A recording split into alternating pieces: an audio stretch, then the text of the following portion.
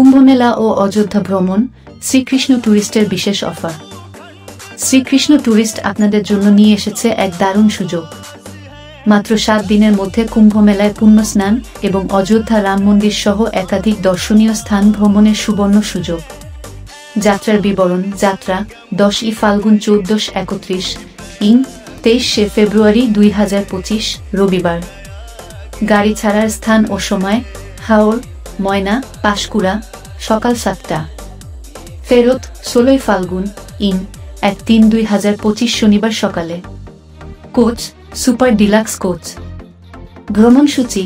প্রয়াগে কুম্ভমেলা স্নান, অযোধ্যা রাম মন্দির, বেনারস ও কাশী, বুদ্ধগয়া, বিশ্বনাথের মন্দির, দশাশ্বমেধ ঘাট, হরিশ্চন্দ্র ঘাট ও যমুনা নদীতে স্নান।